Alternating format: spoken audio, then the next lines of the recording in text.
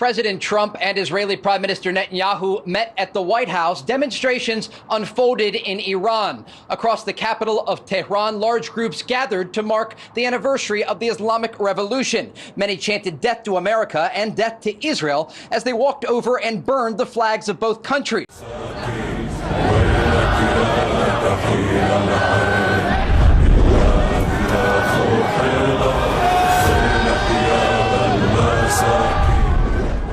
ഈ കഴിഞ്ഞ കുറച്ച് ദിവസമായിട്ട് ഇറാനിൽ ബാലിന്റെ പ്രതിമ കത്തിക്കുന്ന രീതിയിലുള്ള റിപ്പോർട്ടുകളും ചിത്രങ്ങളും പ്രചരിക്കുന്നുണ്ട്.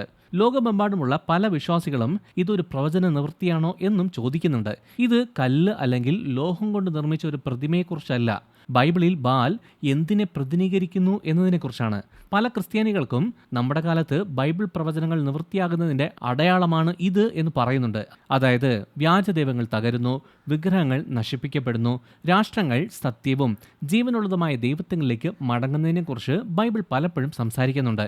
അതുകൊണ്ട് തന്നെ പുരാതന പേർഷ്യയുടെ ഹൃദയഭാഗത്ത് സ്ഥിതി ചെയ്യുന്ന ഒരു രാജ്യത്ത് ബാലിന്റെ പ്രതിമ കത്തിക്കപ്പെടുമ്പോൾ പല വിശ്വാസികളും പെട്ടെന്ന് തന്നെ ചോദിക്കുന്ന ഒരു ചോദ്യമാണ്, ഇത് ബൈബിൾ പ്രവചനവുമായി ബന്ധപ്പെട്ടതാണോ? ദൈവം നാം പ്രതീക്ഷിക്കാത്ത വിധത്തിൽ പ്രവർത്തിക്കുന്നതാണോ ഇത് എന്നൊക്കെ. ഈ വിഷയത്തെക്കുറിച്ച് വിശദമായി നമുക്ക് ഈ വീഡിയോയിൽ നോക്കാം. ഈ ചാനൽ ആദ്യമായിട്ടാണ് നിങ്ങൾ കാണുന്നതെങ്കിൽ സബ്സ്ക്രൈബ് ചെയ്യുക. നമുക്കിനി വീഡിയോയിലേക്ക് കടക്കാം.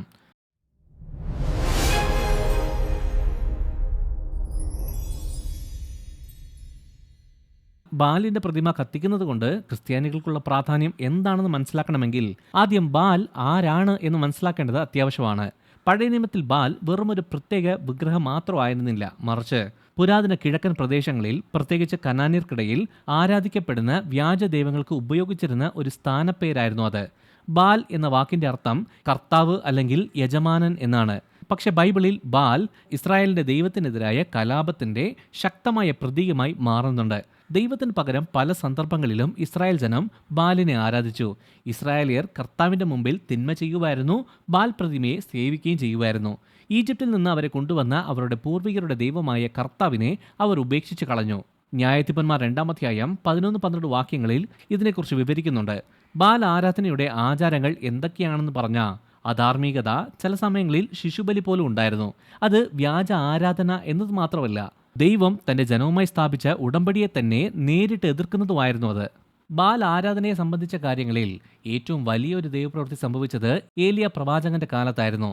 കർമ്മേൽ പർവ്വതത്തിൽ ബാലിന്റെ 450 പ്രവാചകന്മാർക്കെതിരെ ഏലിയ പ്രവാചകൻ ഒറ്റയ്ക്ക് നിന്നു.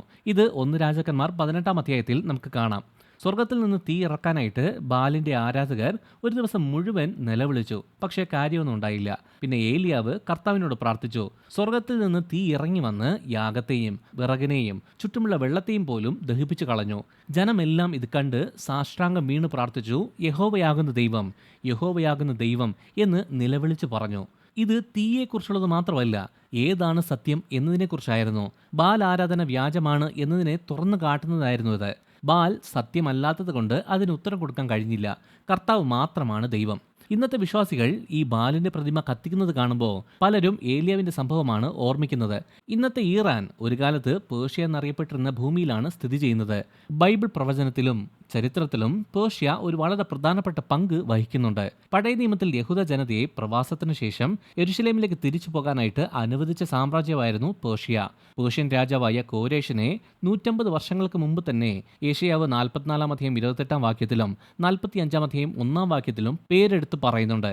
പേർഷ്യ അല്ലെങ്കിൽ ഇന്നത്തെ ഇറാൻ ബൈബിൾ സംഭവങ്ങളുടെ പ്രധാന സമയങ്ങളിൽ പലപ്പോഴും വരാറുണ്ട്.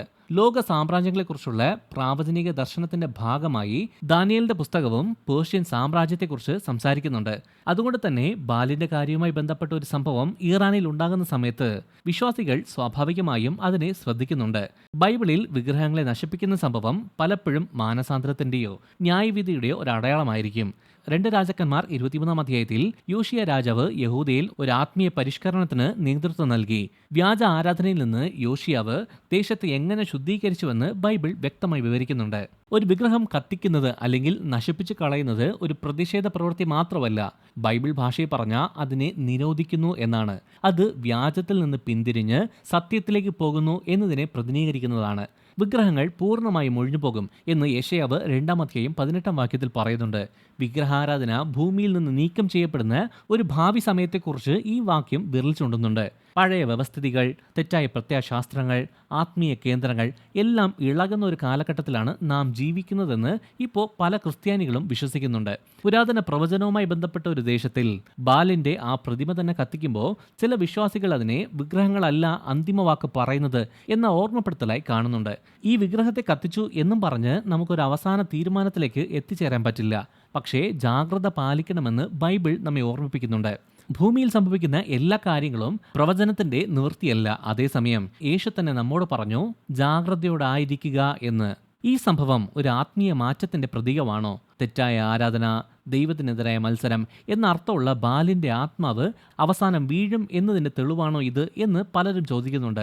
മിഡിൽ ഈസ്റ്റിലെ പല ഭാഗത്തും സ്വപ്നങ്ങളിലും ദർശനങ്ങളിലും അവിടെയുള്ള ആളുകൾ യേശുവിനെ സ്വപ്നം കാണുന്നതായിട്ട് റിപ്പോർട്ടുകൾ വരുന്നുണ്ട്. ക്രിസ്തുമതം നിയന്ത്രിക്കപ്പെടുന്ന സ്ഥലങ്ങളിൽ പോലും ഹൃദയങ്ങൾ ആരും അറിയാതെ ക്രിസ്തുവിലേക്ക് തിരിയുന്നുണ്ട്. അതുകൊണ്ട് തന്നെ ബാലിന്റെ പ്രതിമ കത്തിക്കുന്നത് കൂടുതൽ അർത്ഥവത്താകുന്നുണ്ട്. അത് ആത്മീയ വിശപ്പിന്റെ ഒരു ചിത്രമായി മാറുന്നു.